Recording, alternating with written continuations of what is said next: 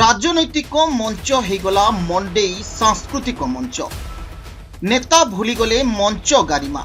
सांस्कृतिक मंच पालटिला राजनैतिक मंच। लक्षाधिक दर्शकों सम्मुख हेला नेतांक मध्यरे बाकयुद्ध। बाघ छेली उपाख्यान गरम हेला शीतुआ रातिर मंच। सांस्कृतिक कार्यक्रम देखा आसीथिबा दर्शक देखिले मंच उपरे नेतांक आरोप प्रत्यारोपर दृश्य। एभली दृश्य देखा मिली नवरंगपुर जिलार सांस्कृतिक कार्यक्रम मंडेई महोत्सव रे।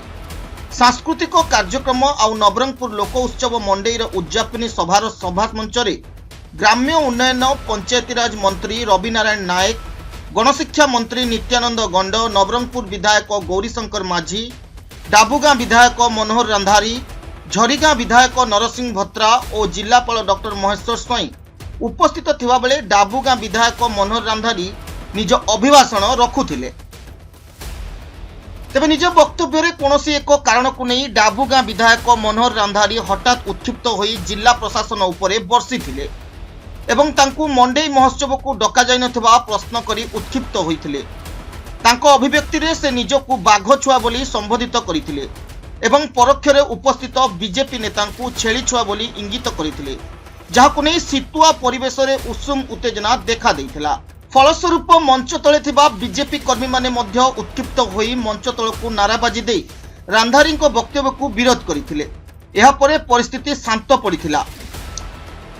किछि समय परे निज अभिभाषण रखिबाकू आसी गणशिक्षा मंत्री मध्य विधायक रांधारी वक्तव्य को निंदा करी अभियोगर काउंटर करी बीजेपी शासन अमल रे 24 वर्ष रे जहा जिल्लार विकास होई नथिला वर्तमान 17 मास रे अनेक विकास होईची।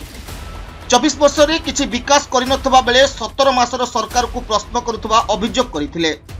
अपरपक्ष रे मंडेई कार्यक्रम शुभारंभ ठारू ही जिला प्रशासन तांकू तथा जिल्लार निर्वाचित प्रतिनिधि मानकू अणदेखा करुथबा अभियोग करिसेंती डाबुगां विधायक श्री रंधारी।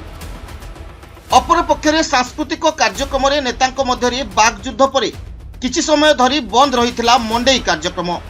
एने सांस्कृतिक मंच को राजनीतिक उद्देश्य व्यवहार को नापसंद करिसेंती जिलावासी। देखंतो नवरंगपुर मंडेई महोत्सव तार आज उद्यापनी उत्सव।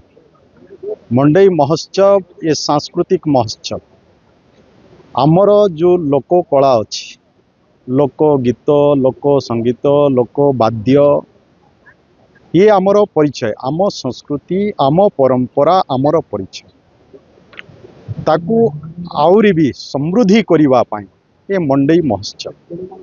आज मंडेई महोत्सव रे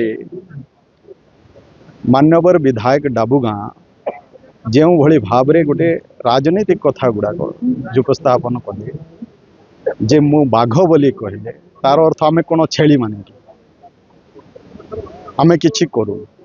आज अनेक प्रश्न आसुची जो माने 24-25 वर्ष शासन कले से माने आज 17 मासर सरकार को नाना प्रकार प्रश्न कर। निश्चय ये आजिर दिन रे राजनैतिक प्रसंग उठाइबा कथा नह, किंतु से माने सबु बेले असह्य संभाली पारु नाहंती राजनीतिक कथा से माने कहउचंती, जार प्रति उत्तर आमे रखिबाकू बाध्य होउछु। नचेत आजिर मंच जे प्रकृति रे ये भाईचारार मंडेई महोत्सव होउछु भाईचारार महोत्सव।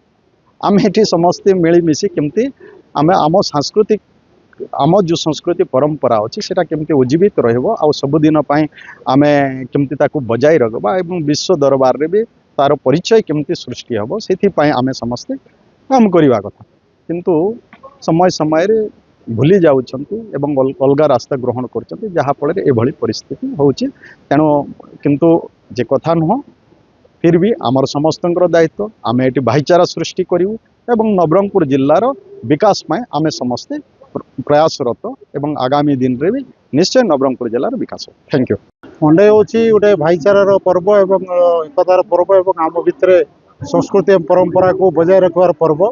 ए सांगरे आमर नवरंगपुर जिले में किभली भाव में वर्ष को थरे जो मंडेई करा जाउछि विकास धारा केते आगो को जाइछि सेटा मध्ये आलोचना करा जाय। से अनुसार विकास धारार किभली भाव में आम जिलार ये माटीर कौन आवश्यकता अच्छी से दृष्टि सरकार को अवगत करवा सकाशे अनेक आलोचना होइथिला। से परिप्रेक्षी केते जण भद्र व्यक्ति सेमानकर ବୋଧେ ସେମାନଙ୍କୁ ଗୋଟେ ଭଲ ଲାଗିନଥିବ ମାଟିର କଥା ବିକାଶର କଥା କହିଲା ବେଳକୁ ଟିକେ ସେମାନଙ୍କୁ ବାଧିଥିଲା। ସେ କେତେ ଜଣ ସେଠି ଇଏ ହେଉଥିଲେ। ସେ ଅନୁସାରେ ଆମର ମଞ୍ଚଟା ପ୍ରାୟ ଭଲ ଥିଲା ଏବଂ ସବୁ ବର୍ଷ ବିଷୟ ଆଲୋଚନା ହୁଏ। ପ୍ରତ୍ୟେକ ବର୍ଷ ଆମେ ଷ୍ଟଲ୍ ମାଧ୍ୟମରେ ଓଡ଼ିଶାର ବିକାଶକୁ ଆମେ ଦେଖାଇଥାଉ। ତେଣୁ ଓଡ଼ିଶାରେ ବିକାଶକୁ ଆମ ନବରଙ୍ଗପୁର ଜିଲ୍ଲାର ବିକାଶ କ'ଣ ଅଛି, କ'ଣ ଆବଶ୍ୟକତା ପୁଣି ଅଛି ମାଟିର, ଏ ମାଟିର ଗୋଟେ ସୁଯୋଗ୍ୟ ସନ୍ତାନ ହିସାବରେ ମୋର କର୍ତ୍ତବ୍ୟ ଥିଲା ସୁଯୋଗ୍ୟ ସନ୍ତାନ ହିସାବରେ ମାଟିର କଥାକୁ ଉଠାଇବା ପାଇଁ। ନା ଭର୍ସେସ୍ ବିଜେପି କି ଭର୍ସେସ୍ ମନୋହର ରନ୍ଧାରୀ ନୁହେଁ, ଏ ମାଟିର ଭର୍ସେସ୍, ଏ ମାଟିର ପୁଅ ପାଇଁ, ମାଟିର ପିଲା ପାଇଁ, ୟୁଥ୍ ପାଇଁ, ମହିଳା ପାଇଁ, ମା ପାଇଁ, ମାଟି ପାଇଁ, ମଣିଷ ପାଇଁ ଲଢ଼େଇ ଜାରି ରହିବ, ସବୁବେଳେ ଅଛି, ସଦା ସର୍ବଦା ରହିବ। ଏଇଟା ଏ ବର୍ଷର ଯାହା ମଣ୍ଡେଇ ଯାହା ଅନୁଭବ କରୁଛୁ, ଜିଲ୍ଲା ପ୍ରଶାସନ ଯେଭଳି ଭାବରେ କରିବା କଥା ସେଇଭଳିଆ ଆଖି ଦୃଶିଆ ଯେଉଁ ମ୍ୟାନେଜମେଣ୍ଟ ଠିକ୍ ନଥିଲା, ଯାହା ଅନୁଭବ କରୁଥିଲୁ ବ୍ଲକ ସ୍ତରୀୟଠୁ ଆରମ୍ଭ କରି ପଡ଼ାଗଡ଼ ମଣ୍ଡେଇ ମଧ୍ୟ ଆପଣ ଜାଣିଥିବେ, ପଡ଼ାଗଡ଼ ମଣ୍ଡେଇ ଯେଉଁ ଆରମ୍ଭ କରାଯାଇଥିଲା ସେଦିନ ମଧ୍ୟ ଜନପ୍ରତିନିଧିମାନଙ୍କୁ ଅସମ୍ମାନ କରାଯାଇଥିଲା, ଷ୍ଟେଜରେ ଡକାଯାଇନଥିଲା, ଅନ୍ୟମାନଙ୍କୁ ଡକାଯାଇଥିଲା ବୋଲି ପ୍ରତିବାଦ କରିଥିଲେ। ଏହି ସବୁ ସଂଖ୍ୟାରେ ଅନେକ ଜିଲ୍ଲା ପରିଷଦ ସଭ୍ୟ ମଧ୍ୟ ଏଥର ଆସିନାହାନ୍ତି, ଚେୟାରମ୍ୟାନ୍ ମଧ୍ୟ ବୟକଟ୍ କରିଛନ୍ତି। ତେଣୁ ମଣ୍ଡେଇ ଏଭଳି କରିବା କଥା ନୁହଁ। ମଣ୍ଡେଇ ଜିଲ୍ଲା ପ୍ରଶାସନ ନ୍ୟୁଟ୍ରାଲି ସମସ୍ତଙ୍କୁ ଡାକିବା କଥା, ଏକତରଫା ଭାବେ କରିବା ଉଚିତ ନଥିଲା। ଏଇଟା ଅନୁଭବ ଏଥର କରାଯାଇଥିଲା। ତେଣୁ ସେମାନେ ଅନେକ ସମୟରେ ମଧ୍ୟ ପ୍ରୋଟୋକଲର ବାହାରେ ମଧ୍ୟ ସେମାନେ ଅନେକ କଥା କରିଥିଲେ। ବାଘ ସର୍ବଦା ବାଘ, ଆଉ ବାଘ ତ ରହିବ, ଗର୍ଜନ କରିବ, ମାଟି ପାଇଁ ଗର୍ଜନ କରିବ, ମା ପାଇଁ କରିବ, ମଣିଷ ପାଇଁ କରିବ।